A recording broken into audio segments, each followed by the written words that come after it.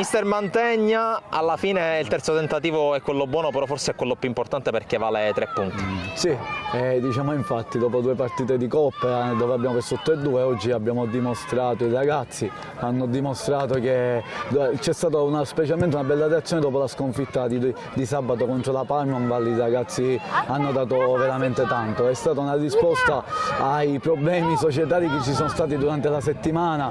Devo fare i complimenti ai ragazzi perché veramente lasciando i problemi societari fuori si sono applicati da martedì pensando solamente al derby e oggi hanno dimostrato che veramente i problemi societari li hanno lasciati fuori dal campo. Devo fare i complimenti ai ragazzi.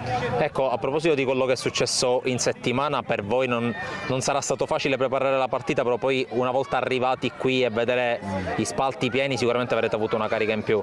Sì, diciamo, abbiamo notato che il paese sta dalla parte, dalla parte della squadra, quindi diciamo, ripeto, è stato l'atteggiamento, ero preoccupato ma fiducioso nello stesso tempo, perché ripeto, dopo gli allenamenti fatti da martedì a venerdì ero un po' tranquillo, tra virgolette, perché la squadra veramente l'ho vista con la testa giusta al derby. Diciamo che può essere che magari questa è stata la svolta, non dico stagionale, ma per cominciare a lavorare un po' meglio dopo le 3 sconfitte, 2 in Coppa e sabato con la Palmon. Ecco, infatti puoi preparare con più serenità la prossima partita, un'altra battaglia. Sì, diciamo che quello è un campo molto difficile, cercheremo di prepararla al meglio, sapendo l'avversario che è penso che forse di categoria superiore addirittura, specialmente dopo l'ultimo acquisto che hanno fatto di Gaudio. Io penso che sia una squadra di un'altra categoria rispetto all'eccellenza, però cercheremo di prepararla al meglio appunto per cercare di andare lì e giocare, poi sarà il campo a dare il risultato finale.